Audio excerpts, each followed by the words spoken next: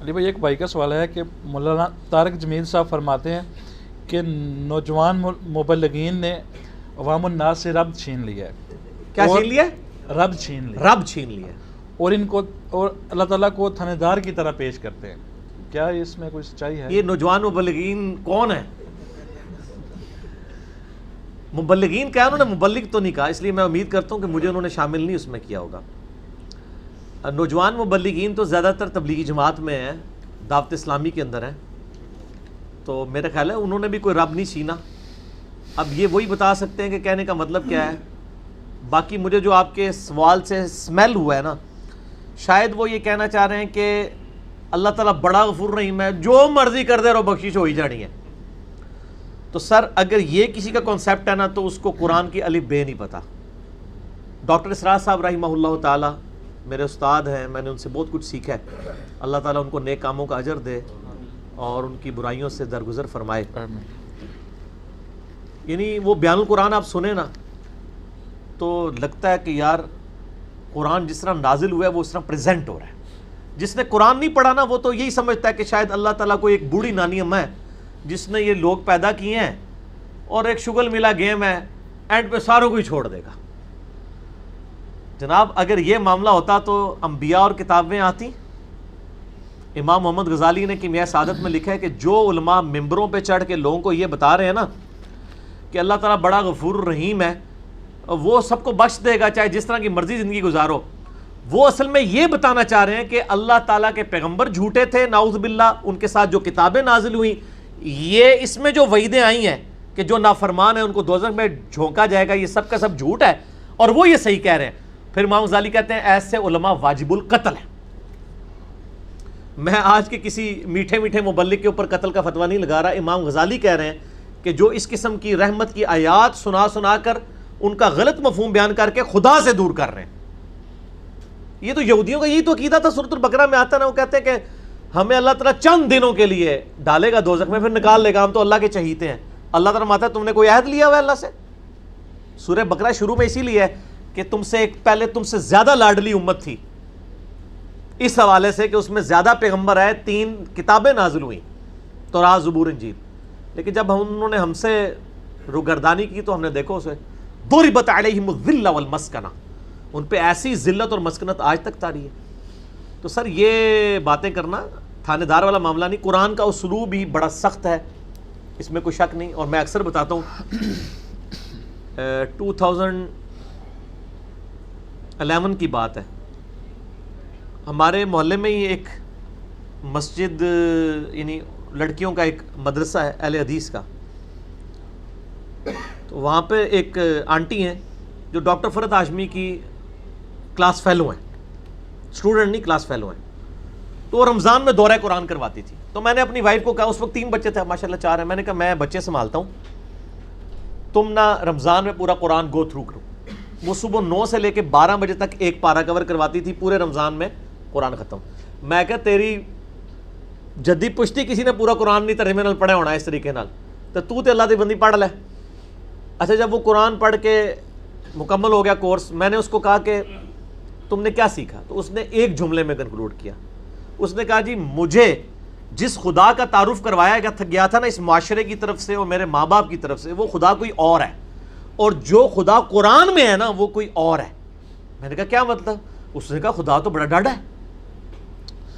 یہ تھانے دار اور یہ وہ اس طرح کے ٹرمز ڈیوائز کر رہے ہیں. آپ ذرا قرآن تو پڑھ کے دیکھیں. قیامت کے دن اللہ نے اپنا نام کیا رکھا ہوا ہے؟ للہ الواحد القہار. لمن الملک اليوم للہ الواحد القہار. آج کے دن کس کی بادشاہت ہے؟ اس اکیلے قہار کی جو سب پہ چھایا ہوا ہے. سورۃ المومن میں آتی ہے آیت، جسے سورہ غافر بھی کہتے ہیں. پھر صحیح بخاری میں حدیث ہے، نبی صلی اللہ علیہ وآلہ وسلم ایک چوراہے سے گزرے، کچھ اصحاب جو ہیں وہ ہنس رہے تھے، آپ رک گئے. آپ نے فرمایا جو کچھ میں جانتا ہوں نا تم جانتے ہوتے تو بہت کم ہنستے، زیادہ روتے. تو نبی علیہ السلام کا تو مبارک زندگی میں تو بڑی سنجیدگی ہے. اگر کوئی یہ سمجھتا ہے کہ بغاوت کی زندگی گزارے، اپنی مرضی کی زندگی، نہ، دنیا جو اللہ کی مرضی کی گزارے گا آخرت پھر وہ اس کی مرضی کی ہوگی. لیکن جو اپنی مرضی کی دنیا گزارے گا آخرت پھر اللہ کی مرضی کی ہوگی، یعنی دوزخ میں. وَلِعَوْذُ بِاللَّهِ تَعَالَى اللہم اجرنا من النار. یہ اتنا معاملہ آسان نہیں ہے. اللہ تعالیٰ سورہ حجر میں فرماتا ہے اعوذ باللہ من الشیطان الرجیم، نبی عبادی انی انا الغفور الرحیم، اے نبی علیہ السلام میرے بندوں کو خبر دے دو کہ میں بڑا بخشنے والا مہربان ہوں، لیکن پھر ساتھ ہی فرمایا کہ ان کو یہ بھی بتا دو کہ میرا عذاب وہ بھی بہت سخت ہے، بیلنس کرو۔ باقی یہ ٹھیک ہے، بخاری مسلم کی حدیث ہے کہ نبی علیہ السلام نے فرمایا کہ اللہ تعالیٰ نے مخلوقات کی پیدائش سے پہلے اپنے پاس عرش پہ یہ عبارت لکھ لی تھی کہ میری رحمت میرے غضب پہ سبقت لے جانے والی ہے، لیکن کس معاملے میں؟ باغیوں کے لیے نہ، ان لوگوں کے لیے جو پوری ایفرٹ پٹ کریں پھر بھی ان سے معاملات سیدھے نہ ہو، اللہ کی طرف رجوع لائیں۔ قرآن میں کہیں یہ نہیں ہے کہ ڈٹ کے گناہ کرو، باغی بنے رہو میں توبہ قبول کروں گا۔ قرآن میں ہمیشہ آیا ہے کہ آپ غلطی کر بیٹھو، اللہ کی طرف رجوع لاؤ، اس کے بعد اپنی اصلاح کرو، اللہ تعالیٰ کو بخشنے والا مہربان پاؤ گے۔ اسی پہ میرا مسئلہ نمبر 18 ہے، گناہ کبیرہ اور توبہ کا بیان، اور وہ آیت نمبر بھی 17 اور 18 ہی ہے سورۃ النساء کی۔ میں وہ پڑھ بھی دیتا ہوں، اعوذ باللہ من الشیطان الرجیم، بسم اللہ الرحمن الرحیم۔ انما التوبۃ علی اللہ، اللہ کے ذمہ ہے ان لوگوں کی توبہ قبول کرنا۔ کن لوگوں کی توبہ؟ للذین یعملون السوء بجہالۃ، جو گناہ کر بیٹھے جہالت میں، انجانے میں ان سے غلطی ہو جائے، گناہ ہو جائے، ثم یتوبون من قریب، اس کے بعد فوراً توبہ کر لیں کہ یا اللہ غلطی ہو گئی، کو فجر کے بعد لیٹ اٹھا کہ یا اللہ معاف کر دے، کوشش تھی، الارم نہیں سن سکا، میں بھی پڑھتا ہوں مجھے معاف کر دے، اس طرح کا۔ تو جو پڑھے ہی نہ، اوکے جی اللہ تعالیٰ نے کہا میں بڑا غفور رحیم ہوں۔ پورے قرآن میں میرا چیلنج ہے، طارق جمیل صاحب کو بھی میں ان کی بڑی عزت کرتا ہوں، بلکہ سب سے زیادہ میں ہی نے ان کا دفاع کیا ہے جب ان کے خلاف ناسبیوں نے بھونکنا شروع کیا ہے، میں ان سے بڑی محبت کرتا ہوں، میں ایسٹ سمجھتا ہوں امت کے لیے ان کو، لیکن میں طارق جمیل صاحب سے پوچھتا ہوں پورے قرآن میں کہاں لکھا ہے کہ باغی رہو تو میں معاف کروں گا؟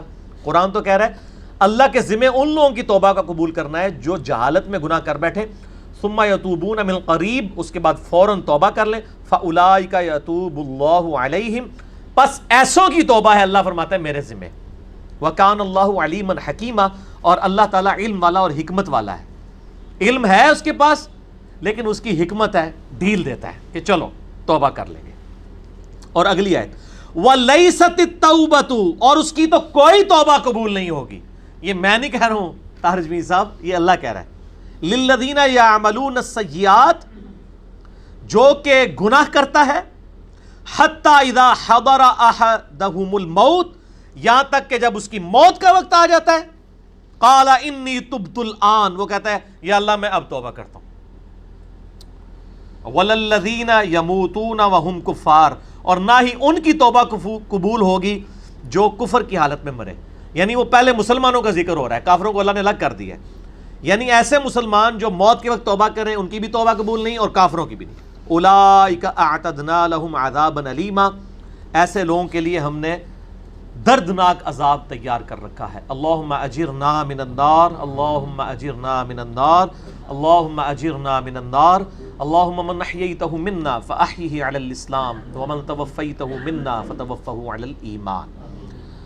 تو یہ تو دیکھ لیں، یہ تو قرآن کی ڈاکٹرائن ہے، آپ اس کو تھانے داری والی معاملہ کہہ رہے ہیں اور یہ کر رہے ہیں۔ باقی ٹھیک ہے کہ اگر ایک بندہ گناہ گار ہے آپ اس کو یہ کہیں کہ توبہ کر کے اللہ کی طرف آؤ، وہ 99 قتل والا واقعہ بھی ہے نا بخاری مسلم میں، ہم نہیں کہہ رہے مایوسی پیدا کریں، لیکن ہم کہہ رہے ہیں خام خواہ لوگوں کو امیدیں بھی نہ دلائیں۔ اور جو سیدنا علی کا قول ہے کہ انسان سویا ہوا ہے جیسے ہی مرے گا جاگ اٹھے گا، اوہ یہ کیا ہو گیا، اینا نہ ہو جائے، کام نہ پا دے، ڈرانے میں ہی عافیت ہے نا۔ اور آپ کا ڈر کا غلبہ ہی ہوگا تو تب آپ گناہوں سے بچیں گے، صرف خوشخبریوں سے نہیں بچیں گے، ٹھیک ہے۔ میں آپ سے کہتا ہوں اگر دنیا میں یہ آفر کی جائے اللہ کی طرف سے کہ جو مرضی یاشی کرو عذاب کوئی نہیں ہوگا لیکن جنت نہیں ملے گی، سارے کہنے کے جنت ہی کئی لوڑ آتی ہے جنت بنا لینا، پریکٹیکل چیک کر لیں۔ اور اس کے بدلے میں اگر یہ بات کی جائے کہ جی آپ دنیا میں اللہ کی تابع فرمان بن کے رہو، ادروائز آپ کو دوزخ میں جھونک دیا جائے گا، کوئی بچت نہیں ہوگی، تبھی لوگ اللہ کی طرف آئیں گے۔